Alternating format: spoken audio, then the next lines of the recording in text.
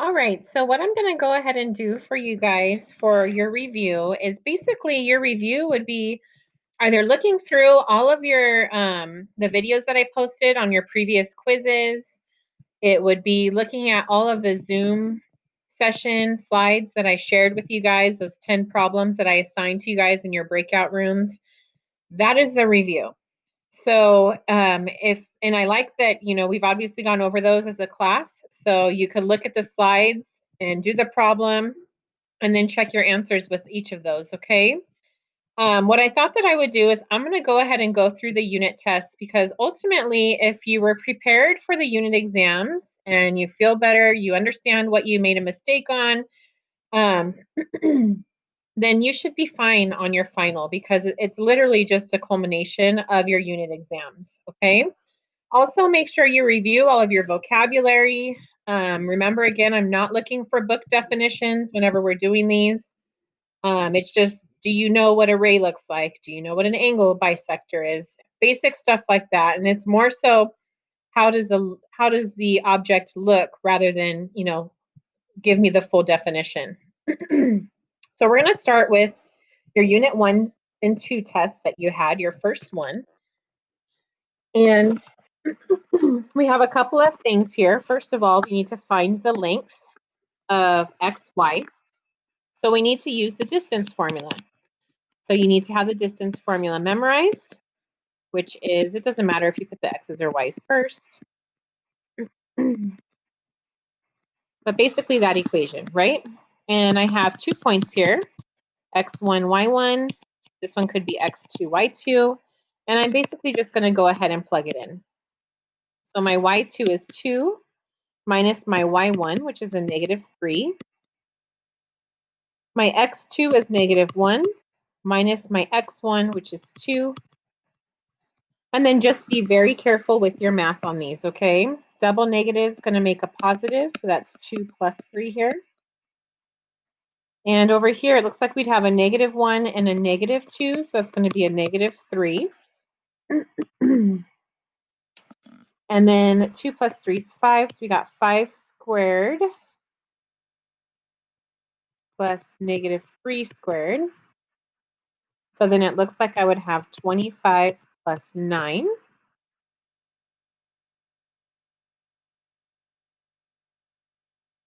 Which is square root of 34. So I believe on your guys' test that these had the radicals on it. So square root of 34 would be correct. Okay. All right, MN has these endpoints. What is the midpoint of MN? All right. So again, this is my x1, y1. This is my x2, y2. And I think what I'm going to go ahead and do is I'm going to write the formulas and things that you need to have memorized in maybe this red color, okay? So for midpoint formula, you're basically going to average your x's. So you'll add them up, divide by 2. And you do the same with the y's. You'll add them up and divide by 2. So my x's will be 2 plus -4. And my y's will be 5 plus 3. 2 plus -4 is a -2. 5 plus 3 is 8, which is going to be -1, 4. Maybe your question is just to find the midpoint. If that were the case, then this would be the correct answer.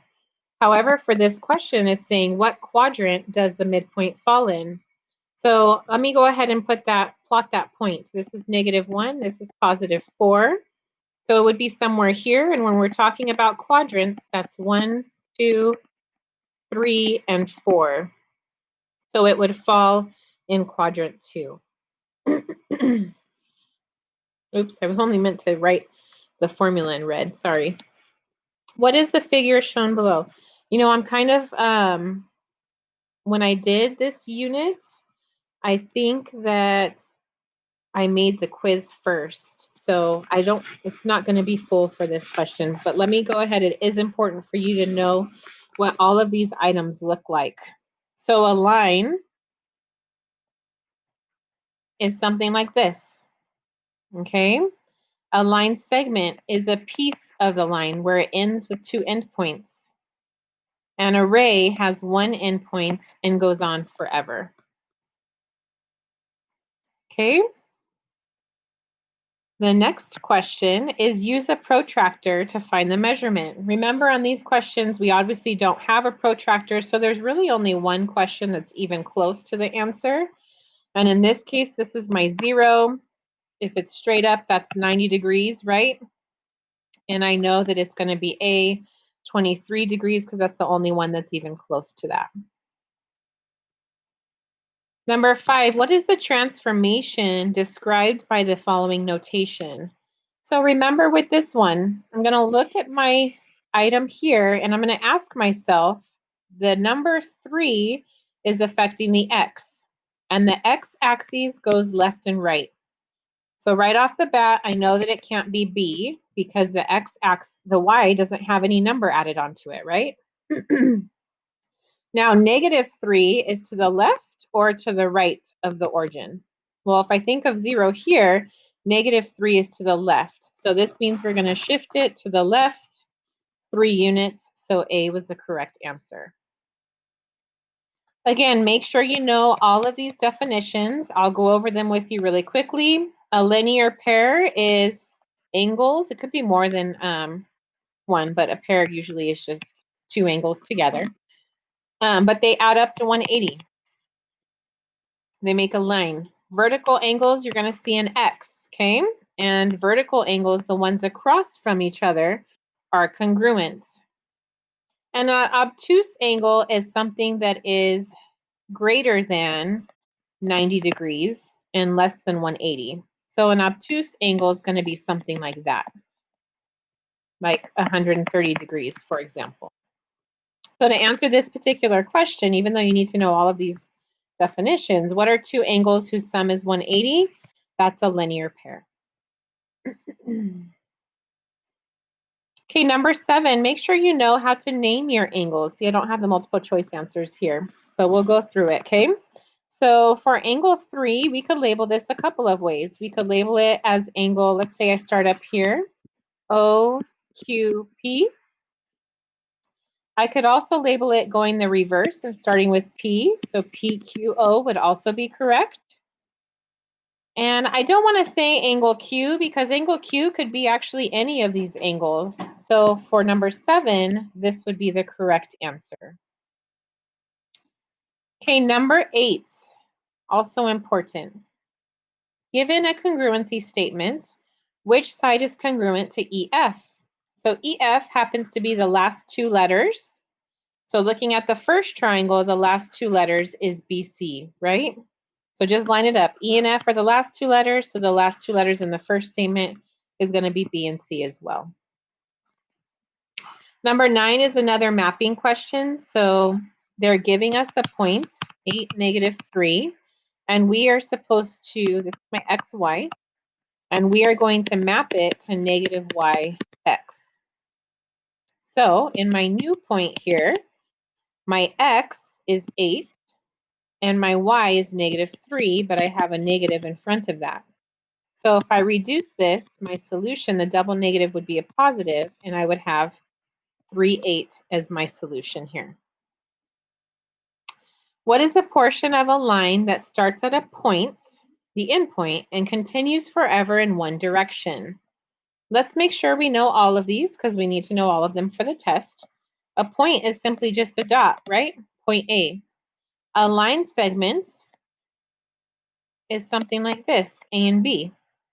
An array has a dot and the other end is an arrow. So let's reread this really carefully. Notice how I drew it because for most of us, we're visual learners. So for me, it's easier to draw what they're talking about and try to match it to the description. So what is a portion of a line that starts at a point? So starts at a point and continues forever in one direction. Well, it can't be A because that's just a point. It can't be B because this doesn't continue forever. There's no arrow. It has a beginning and an end with these points. So it must be C, and that's exactly true. It starts at a point, continues forever because it has a line. So C is correct for that one. Number 11, what is an angle whose measure is greater than 90 and less than 180? So let's make sure we know acute. Acute angles look like this. They're smaller. They're so cute. They're tiny. And acute angles are less than 90 degrees. Obtuse angles are larger than 90 degrees, but less than 180. So obtuse angles are less than 180, but larger than 90. Okay? So basically between 91 and 179. And a straight angle is just going to be straight line that equals 180 degrees. So let's answer the question. What is an angle whose measure is greater than 90 and less than 180? That would be obtuse.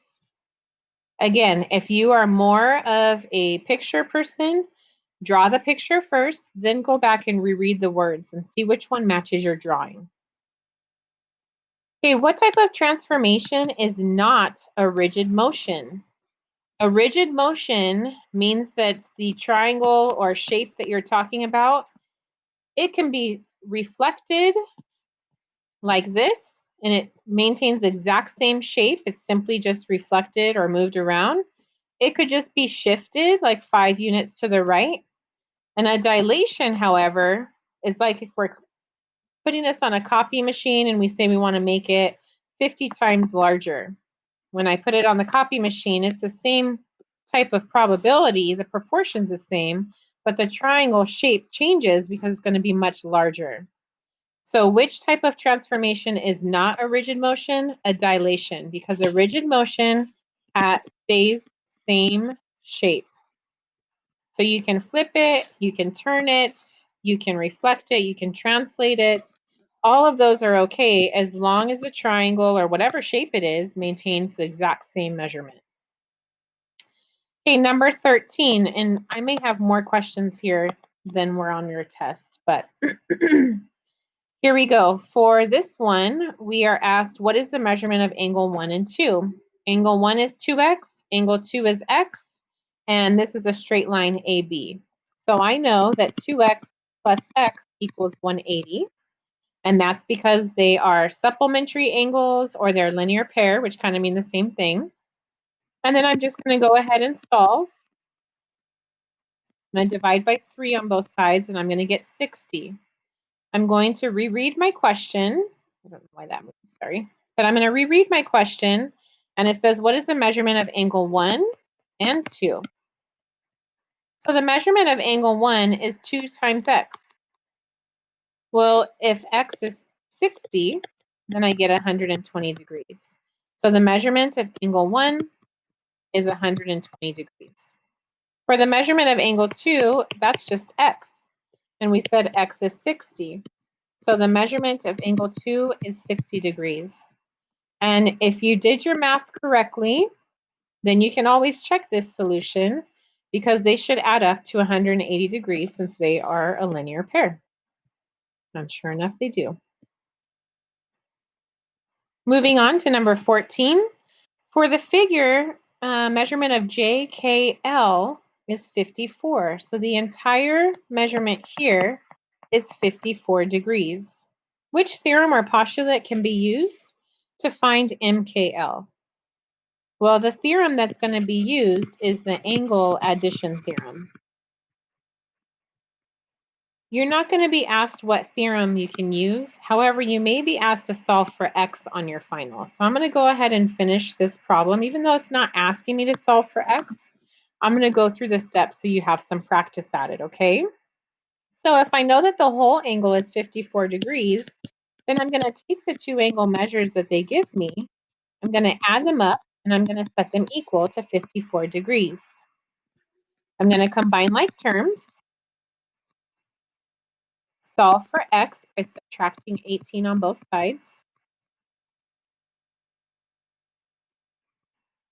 and divide by 9, which is going to give me x equals 4. At this point, if the question said what is x equals, then we're done. If the question said what's the measurement of angle JKM, I could find that by simply plugging in 3x plus 6. I could replace the x with 4 and solve. So that would be 18. Or they could ask me, what's the measurement of angle MKL? These are all things that we've reviewed and you should know how to do. So again, I could replace the x with a 4 and find out the measurement of angle JKL or MKL that way as well. And you can finish that. Okay. And sure enough, that happens to be the next question, which was find MKL. That's the one that I didn't finish. So let's go ahead and find it. So the measurement of MKL is 6x plus 12. It's the exact same drawing. So we would go ahead and solve it the way that I just showed you. And we found out that x was 4. So I'm going to replace x with a 4. I'm going to do some math here. 24 plus 12 is going to give me 36 degrees for the measurement of angle MKL. And it looks like that was it for your Unit 1 and 2 test.